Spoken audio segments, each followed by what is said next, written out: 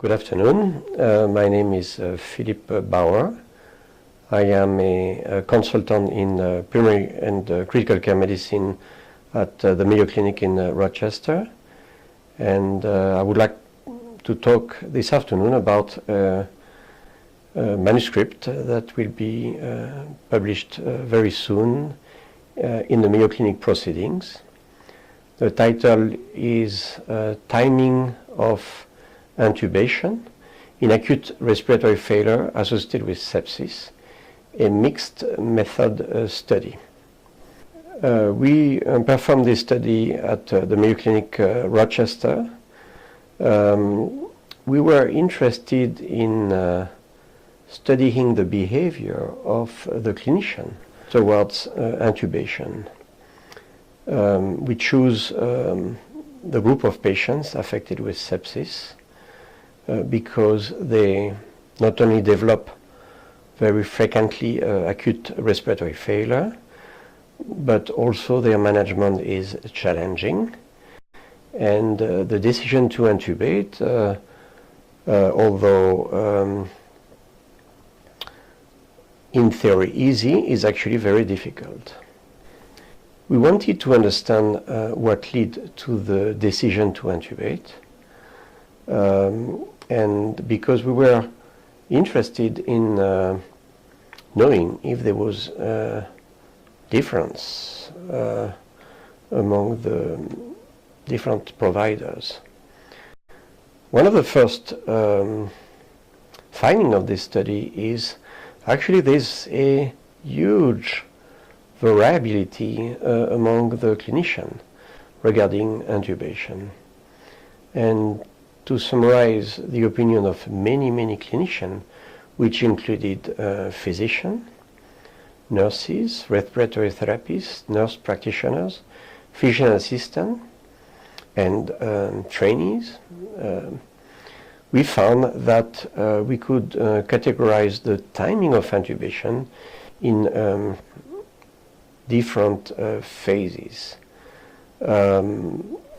One would be early intubation, usually when a procedure is scheduled or when the clinician fears the patient may deteriorate. The second would be late, when something is about to happen or just happened. For example, aspiration or sudden deterioration. And in between, we define a ideal zone through which intubation should occur. We found also that the decision to intubate is influenced by many factors.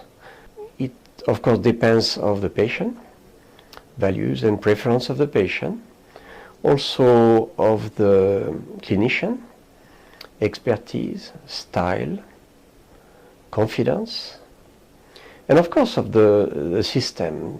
An intensive care unit is a busy place, and sometimes it's quiet, sometimes it's very busy, and sometimes we have to give priority in triaging.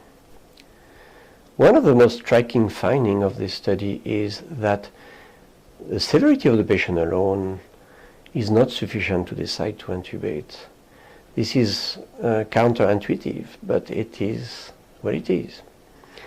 Another factor that take into account the decision to intubate is the anticipated trajectory.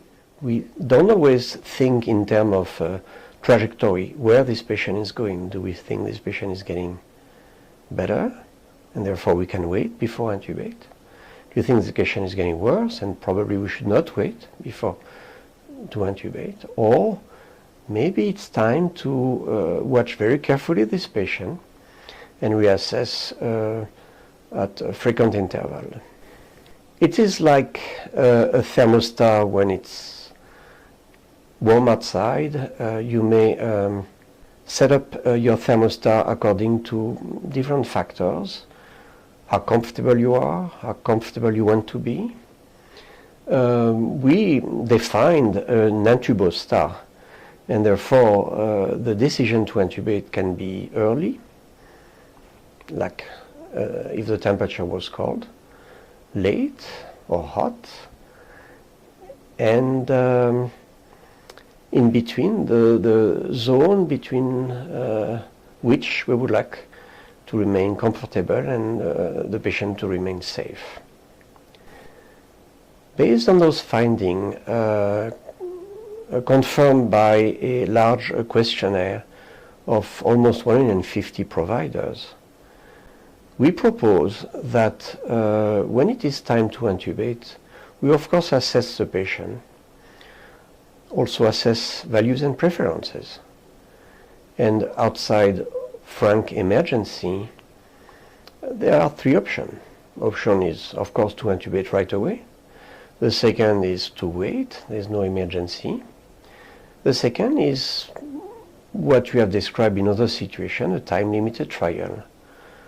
We will initiate, for example, some non-invasive ventilation or high-flow oxygen and watch very carefully this patient. We will also take into account, as stated before, the severity of the patient, but also the trajectory, and also explore how confident we are and how busy we are, and then reassess until the problem is solved or the patient is intubated.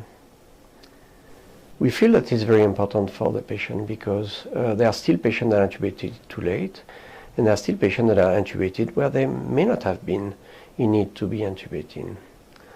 Of course, this is more defining a process. Whether or not this concept at the bedside will change outcome will need to be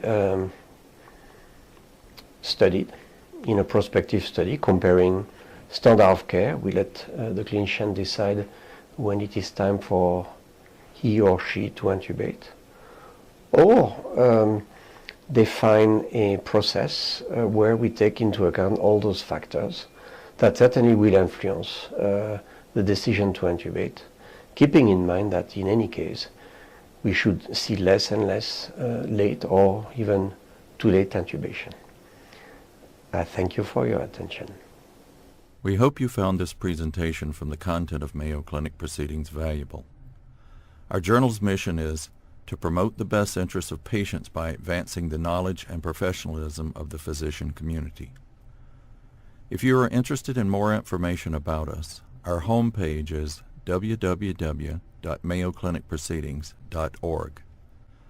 There you will find access information for our social media content, such as additional videos on our YouTube channel or journal updates on Facebook. You can also follow us on Twitter.